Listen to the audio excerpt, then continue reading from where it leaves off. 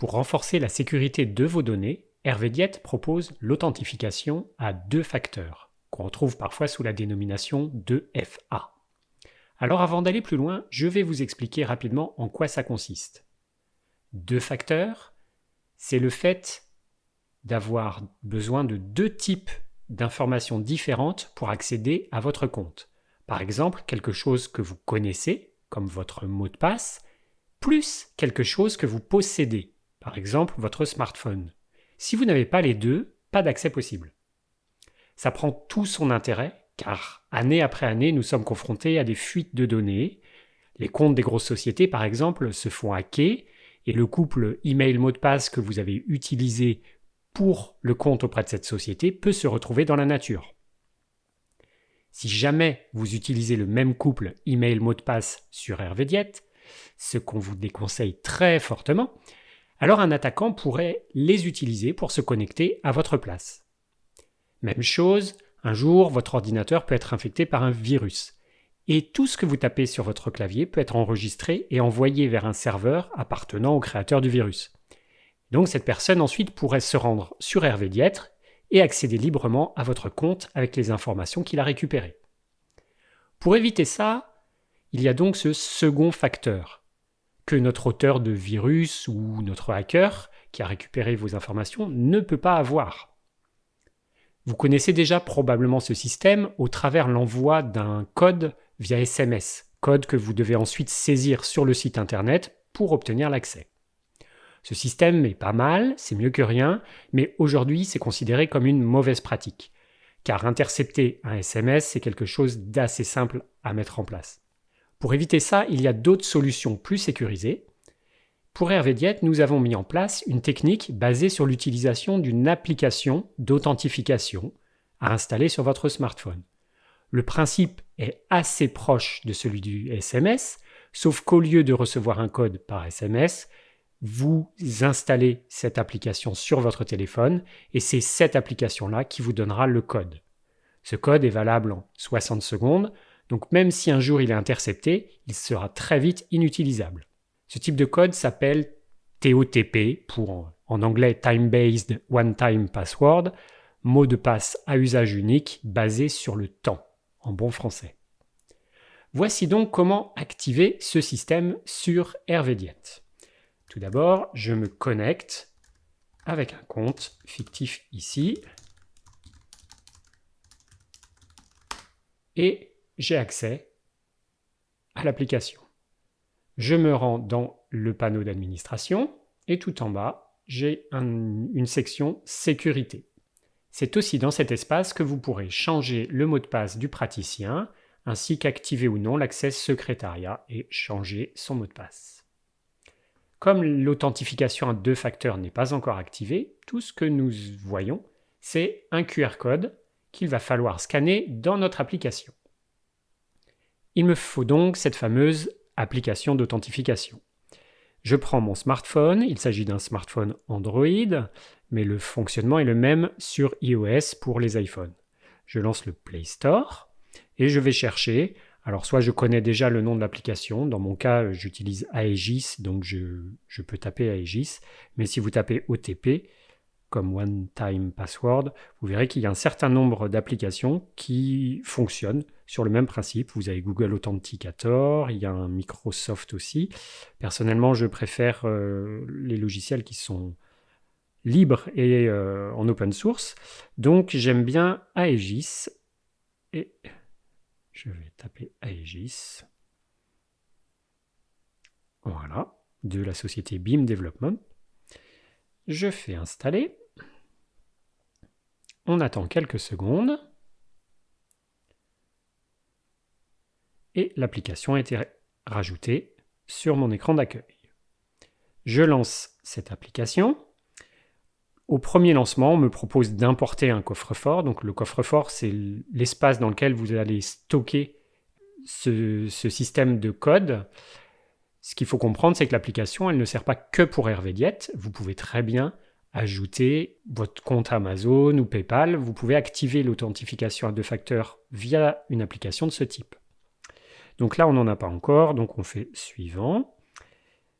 On peut autoriser la biométrie, c'est-à-dire que si votre smartphone a un capteur d'empreinte digitale, vous pouvez l'utiliser pour déverrouiller cette application. Malgré tout, il faut un mot de passe. On va en taper un. Je vous invite à choisir un mot de passe plutôt costaud et vous allez le stocker dans votre gestionnaire de mots de passe ensuite ou l'écrire sur un morceau de papier que vous allez mettre au chaud dans un coffre-fort ou ce genre de choses. Configurer le déverrouillage biométrique, donc je mets mon doigt sur le capteur d'empreinte. Aegis est prêt à être utilisé. Donc vous voyez que maintenant j'ai mon petit QR code qui est proposé. Il est en attente, Aegis est en attente, donc je peux cliquer sur plus, scanner le code QR. Si je fais ça, l'application me demande à accéder à l'appareil photo, je l'autorise. Voilà, maintenant j'ai mon téléphone qui a ouvert son appareil photo, et si je le pointe vers le QR code de l'application, il va me proposer automatiquement d'ajouter une nouvelle application. Vous voyez, dans le nom, il m'a proposé directement Hervédiat, donc il a bien compris que le QR code était associé à Hervédiat. Il n'y a rien de spécifique à faire si ce n'est enregistrer. Vous avez un code maintenant qui apparaît. Si on retourne sur l'ordinateur, vous voyez que pour valider l'activation de cette sécurité, il faut maintenant saisir un code fourni par l'application d'authentification. Sur mon téléphone, en ce moment, c'est 154 347. Je le tape et je clique sur « Vérifier le code ». La double authentification est désormais activée. Vous vous dites peut-être « Et si jamais j'ai pas mon téléphone avec moi ?» ou si on me le vole ou s'il tombe au fond d'un lac. Pour remédier à ce problème, nous créons 10 codes à usage unique. Il s'agit de codes de secours que vous allez soit imprimer, soit, encore mieux, stocker dans votre gestionnaire de mots de passe. Et ces codes, chaque code, peut remplacer, à un moment où vous en avez besoin, le code à 6 chiffres qui est généré par l'application d'authentification. Donc, je vais les mettre de côté, je les copie et je les colle dans mon gestionnaire de mots de passe, par exemple. Je clique sur Terminer et maintenant, l'authentification à 2 facteurs est activée. Si vous avez un secrétariat, vous pouvez faire exactement la même procédure. Au départ, il faut activer l'accès au secrétariat, définir un mot de passe et vous allez avoir le même principe pour activer l'authentification à 2 facteurs pour l'accès secrétariat. Votre écran affichera donc un QR code. On va le faire. Allez, on définit un nouveau mot de passe très très faible. Voilà. Dans la section secrétariat, vous avez maintenant un QR code pour le secrétariat. Si votre secrétaire est sur place, vous lui demandez alors d'installer une application d'authentification sur son smartphone à elle ou à lui et de scanner ce QR code. Vous obtiendrez sur son téléphone le code de vérification à 6 chiffres, vous le tapez, vous vérifiez et l'accès secrétariat est désormais protégé par la double authentification. Si vous avez un secrétariat à distance, vous pouvez lui transmettre le secret qui est ici, plutôt que le QR code, parce que ce n'est pas forcément facile de transmettre un QR code. Ce mot de passe, en fait, ce secret, il sert à générer ce QR code, mais on peut taper dans son application d'authentification manuellement ces chiffres et ces lettres plutôt que de scanner un QR code avec l'appareil photo. Évitez si possible de transmettre ce secret par SMS ou email. Privilégiez plutôt une solution sécurisée comme par exemple l'application Signal, qui est un genre de WhatsApp si vous ne connaissez pas, en plus sécurisé. Quand votre secrétaire a ajouté ce secret dans son application, vous l'appelez au téléphone et vous lui demandez le code à 6 chiffres pour valider l'activation. C'est vous qui le faites à sa place. Pour les codes de secours, là encore, évitez l'email et le SMS. Il vaut mieux imprimer ces codes et les envoyer physiquement par courrier postal, sans préciser de quoi il s'agit. Si vraiment c'est trop compliqué, assurez-vous au moins qu'une fois que votre secrétaire a récupéré les codes, vous les supprimiez de la boîte mail ou du smartphone, de l'historique des SMS, afin que, en cas de perte, de vol ou d'accès non autorisé à la boîte mail, on ne puisse pas récupérer ces codes. Voilà pour l'aspect mise en place. Quand l'authentification à 2 facteurs est activée, vous pouvez toujours réafficher, si besoin, le QR code pour associer une nouvelle application d'authentification. Rien ne vous empêche, par exemple, d'avoir votre application principale sur votre smartphone que vous utilisez au quotidien et d'installer une deuxième application sur un autre smartphone, un smartphone de secours, par exemple, et de scanner de nouveau ce QR code avec ce smartphone de secours. Vous pouvez aussi révoquer les codes de secours et en générer des nouveaux. Si jamais vous pensez qu'ils peuvent être compromis, par exemple s'il y a eu un cambriolage chez vous ou que si vous avez perdu la feuille sur laquelle vous les avez imprimés. Ça veut dire que les anciens codes de secours ne fonctionneront plus et vous en générez 10 nouveaux qu'il vous faut maintenant réimprimer ou stocker dans votre gestionnaire de mots de passe. Passons maintenant à la connexion. Pour l'instant, tant que je suis connecté dans Hervédiet, rien ne change, j'ai accès à tous mes onglets et je peux créer des nouveaux patients, des nouveaux rendez-vous sans souci. Par contre, si ma session expire, en général une fois par jour, ou si je me déconnecte, regardons ce qui se passe. Je suis sur l'écran d'identification, je tape mon adresse, mon mot de passe, il est long, je clique sur me connecter et là, je n'accède plus à Hervédiet, je n'ai plus accès à l'agenda, il me faut mon code à 6 chiffres. Pour ça, c'est très simple, je relance mon application Aegis et j'ai un code qui apparaît, qui change toutes les 30 secondes. Donc je tape celui que je vois en ce moment, 283 906. C'est pas la peine de stresser, le code apparaît dans l'application 30 secondes, mais il reste encore valable 30 secondes supplémentaires.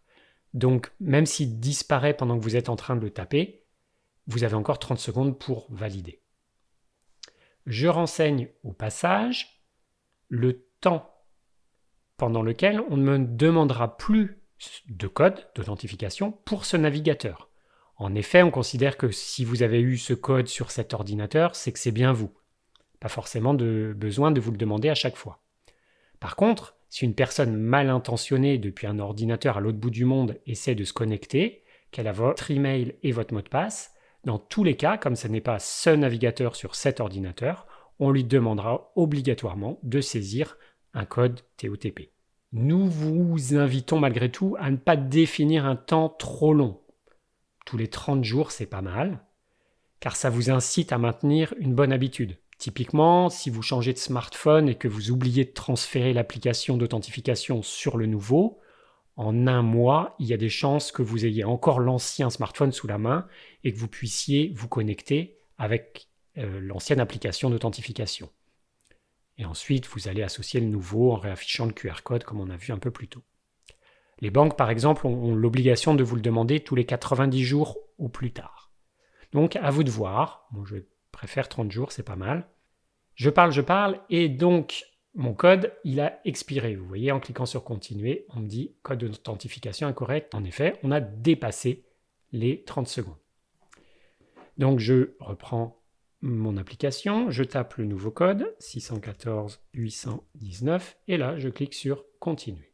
Et voilà, j'ai bien accès à Hervédiet, mon code est bon, c'est nickel. Si je me déconnecte de l'application, ou si la session expire parce qu'on a changé de jour et que je n'ai pas utilisé Hervédiet pendant un certain temps, je me retrouve sur cet écran classique. Hop là, toto.com. Je tape ma phrase de passe. Et là, vous voyez, je ne passe plus par l'étape de double authentification. En effet, je suis dans les 30 jours, donc il n'y a pas besoin de me redemander ce code à chaque fois. Vous voyez que c'est donc plutôt vivable au quotidien.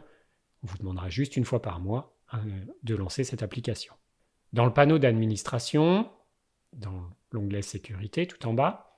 Au passage, on voit la liste des appareils qui sont actuellement autorisés. Si vous vous faites voler votre ordinateur portable, par exemple, vous pouvez vous reconnecter à Hervédiette et supprimer l'autorisation pour le navigateur que vous utilisiez sur cet ordinateur. Voyons ce qui se passe. Si je fais ça, ok, attention. Si je me déconnecte, donc là, on va simuler le fait que ce soit par exemple la personne qui vous a volé votre ordinateur. Elle essaye de se reconnecter. Pour une raison quelconque, par exemple, elle vous a volé votre ordinateur ouvert, donc elle a accès encore à l'email et vous avez enregistré le mot de passe dans votre navigateur. Elle essaye de se reconnecter et là, elle sera bloquée car on lui demandera ce fameux code TOTP à 6 chiffres et comme elle n'a pas votre smartphone, elle ne peut pas le taper. Elle est donc bloquée. Imaginons maintenant qu'en plus de votre ordinateur, vous vous êtes fait voler votre smartphone. Vous rachetez un ordinateur, vous essayez de vous reconnecter à Hervédiette, vous tombez sur cet écran de saisie de code, normal, votre nouvel ordinateur n'est pas reconnu, et vous n'avez plus votre application d'authentification. Vous n'avez plus ces fameux 6 chiffres, vous n'avez plus aucun moyen de les générer.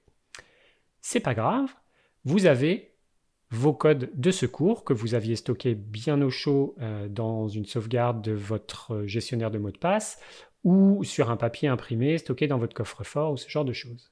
Donc vous ressortez un code, je vais prendre le mien que j'ai mis de côté, et je le tape ici en mettant donc utiliser un code de secours à usage unique, je le tape et je clique sur utiliser le code de secours.